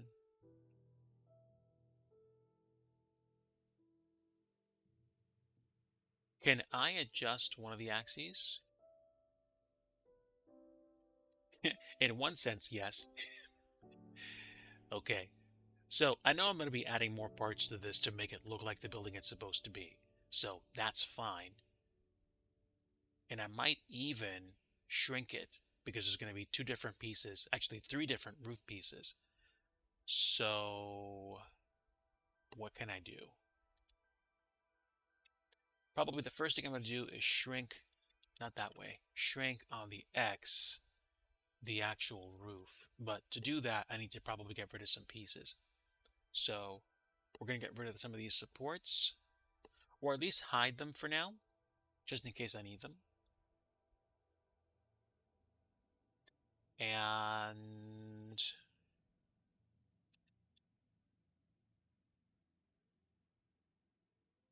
now I should be able to pick the roof, and I should be able to pick those faces at the edge. I do wish I could zoom into those faces more, but at least they're not singular lines.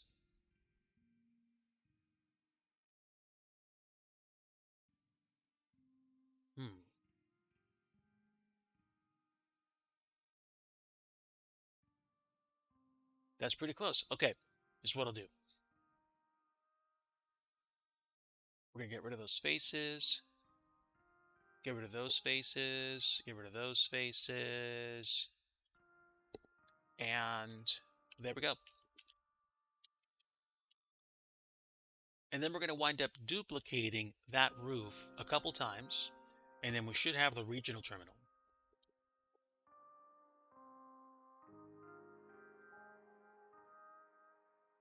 All right, this is going to be a little just kind of irritating, but I should be able to create this. It's difficult to tell, but I'm bridging the gaps between those lines to create new faces. And now we have a completed roof. Now, what I need to do is to take this. Actually, what do I need to do? Yeah, there's not going to be any side projections. So we're going to go ahead and take this piece, which was really for the entrance. And we're going to lower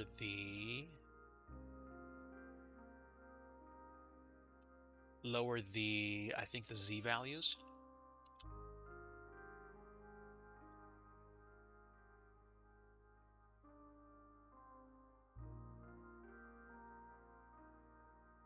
And this is kind of where it gets really irritating because I need to know.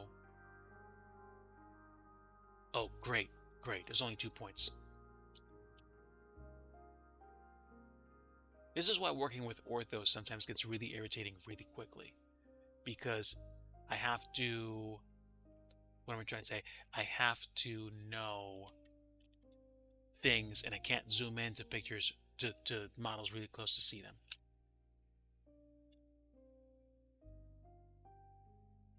We're going to grab this and then we're going to take that point and lower it. And I need to get to there we go. No. Give me a peek at the other point.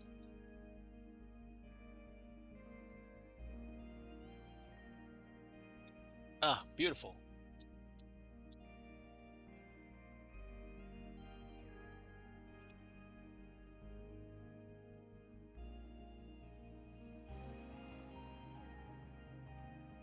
Oh, wow, this music, so beautiful.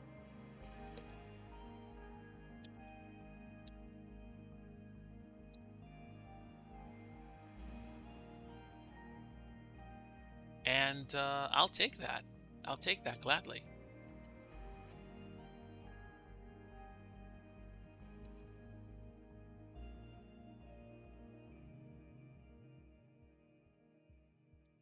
Okay, so now I have a bit of a blueprint here, which I can kind of use to throw these buildings around, these roofs around, this roof.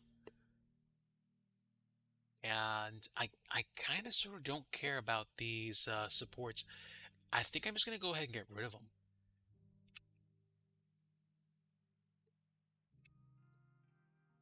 at least for now. Or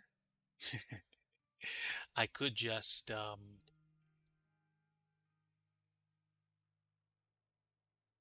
copy the roof.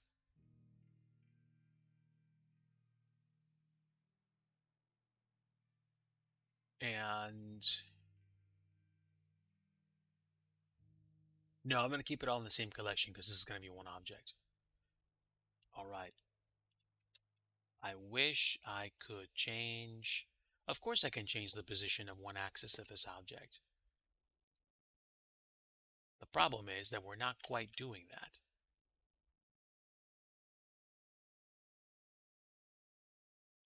Which is kind of crummy. Not gonna lie. Um,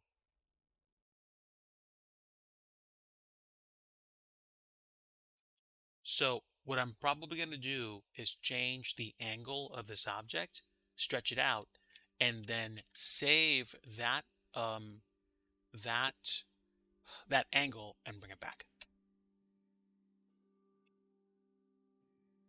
So now,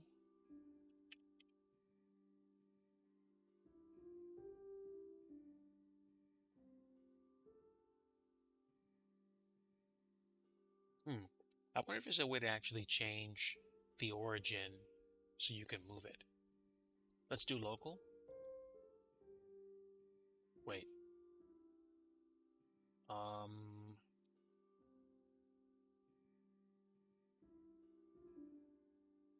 Viewport overlays.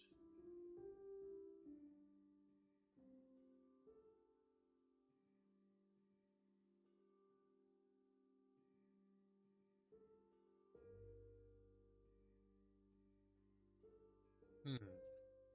How would I move this? I know I can move it that way. Are you saying that's the reason why?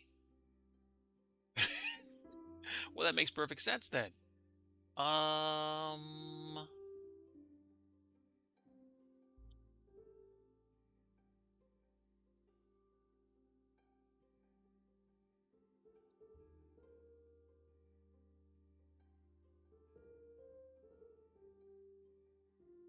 well, that's not gonna help, is it?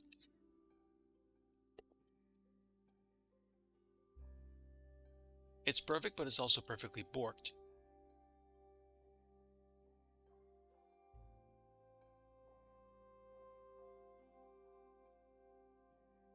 Well, I think I'm just gonna accept that there's going to be a bit of imperfection in the building design, and this is gonna make me feel a little bit more relaxed about building it.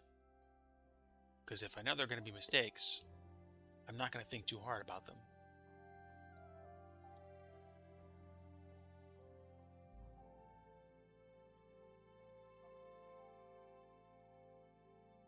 Okay, so this needs to be stretched out a bit more, but we'll do that after we join these faces back together.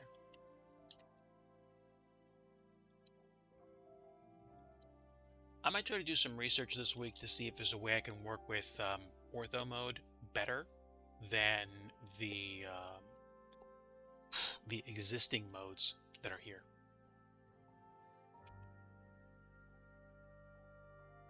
But in the meantime, let's go ahead and grab this and see what we can do.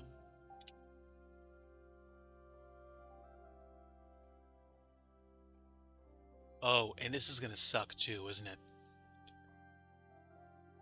Because I can pull it, but then it's going to be off to the side. Yeah, this is not going to be good.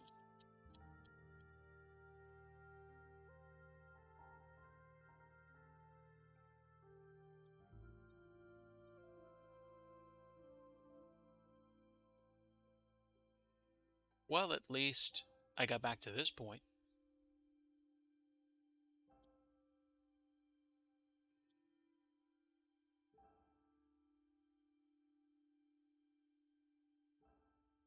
It's kind of irritating because I haven't figured out how to make the ortho view let me get closer to the objects. So I will need to spend some time learning that.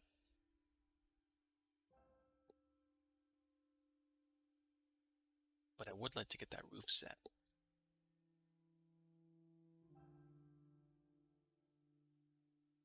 So let me just get rid of these faces.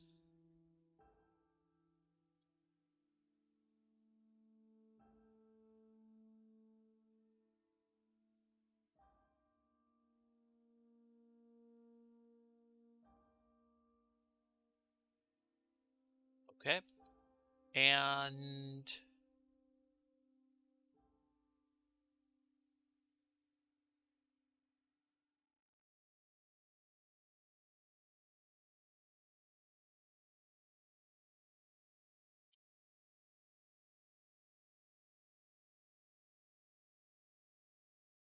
grab the edges.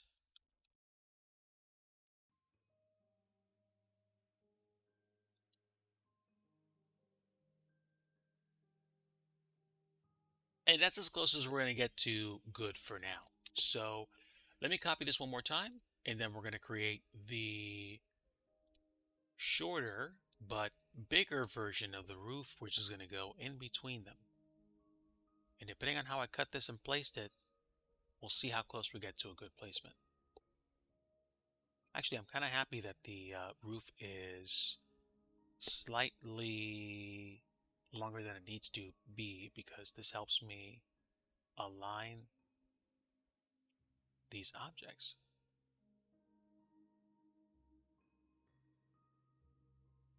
Being precise is sometimes really, really tough. So let's grab this roof and move it along with all these other supports because I'm picky like that. And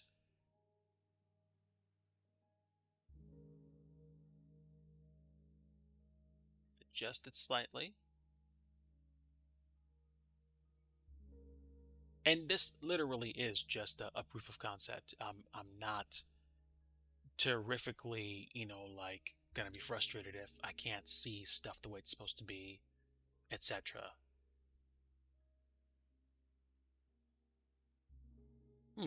If I hide this, no, no, this. How can I put this? This seems to be like a scaling problem that I have. Only with this mode, I can get really close with the other ones.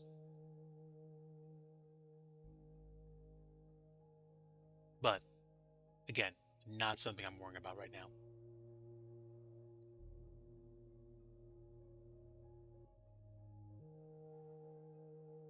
Okay, so this essentially is what I think is going to happen with these roofs or roofs.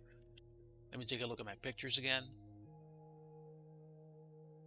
Yeah, they're not going to be separated that much. There's probably only 10 to 15 feet difference between where the one roof crests and the other roof spine is. So let's see.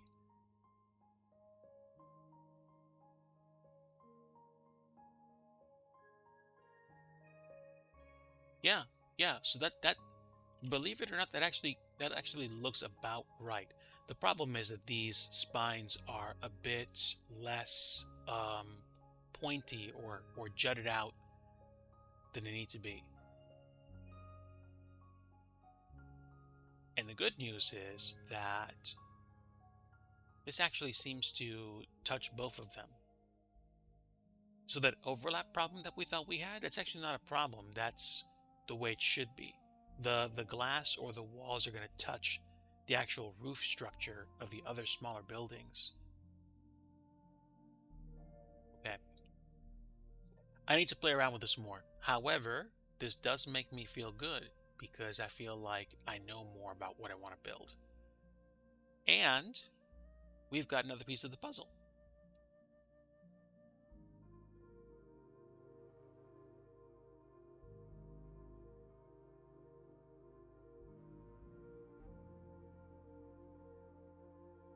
I think so anyway.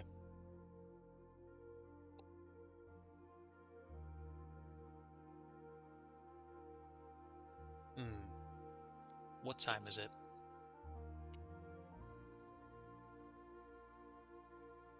All right. Well, I feel like I've actually been streaming for a while. Um, I think we could probably wrap up for right now. And I had meant to do more, but I'm actually glad that I ran into this difficulty because it kind of forced me to think and to restart. I could probably just go ahead and import the other object, and I'll keep doing that. When I keep building new versions of this, I'm going to start, and like I'm doing right now, I'm saving a new revision, and then the revision has the updates, and then I can import the other object and keep using it as a reference point. And so what's going to happen is, oh, excuse me. What's going to happen is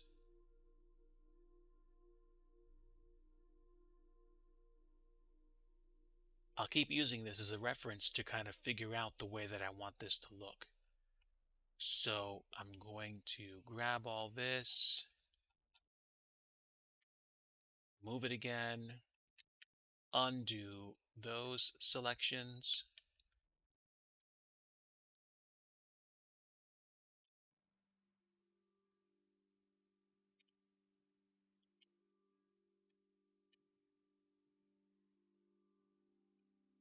Oh, excuse me. There we go. And now I should be able to move that terminal wherever I want it to go. And even just with this angle, you can kind of tell what the difference is in terms of scale that I built this to versus that. So let me move this around a little bit. This is curious. Did I succeed?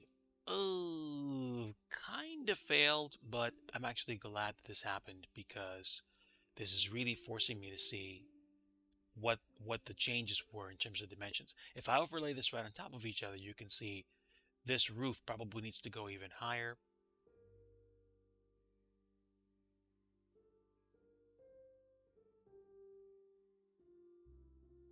But yeah, it's a challenge. It's definitely a challenge, and I think I'd like to meet that challenge either this week or next month. But I'd like to be able to say that I finish the projects that I start. And seeing as how I've got, 30 airports to make, I've got a lot of projects to finish. But I think we're going to go ahead and call it for here. I think we're going to have at least one other session of office hours this week, which probably means I'm going to try to cram two, maybe even three in.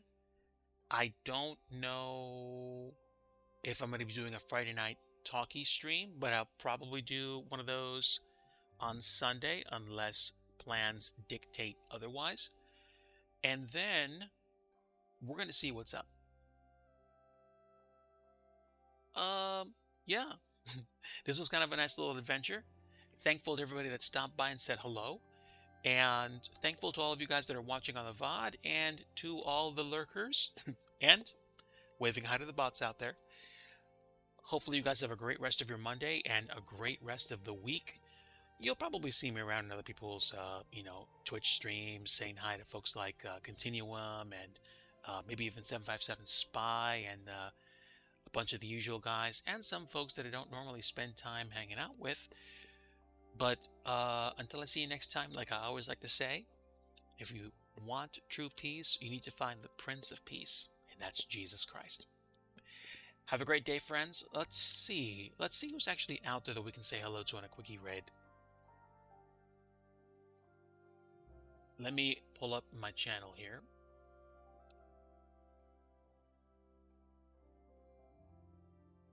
Ooh. We've got a Monday night hop from Chewy. DeLorean's doing some flight sim. We've got EasyJet Sim Pilot, Scottish Pilot, Torb 97, Ucandu, and Flying with Mike, Ian Fisher.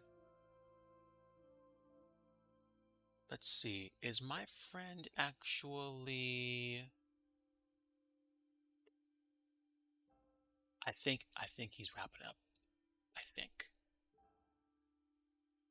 Yeah, I think he just pulled in. So let me see where Chewy is right now, and we can say hello with a quick raid.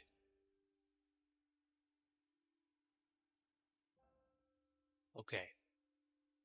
Monday night flight, and it looks like he's still in cruise. Yeah, let's go pay a visit to Chewy. Yeah, sounds great. All right. Setting up the raid, folks. Stick around, please, and we will go say hi.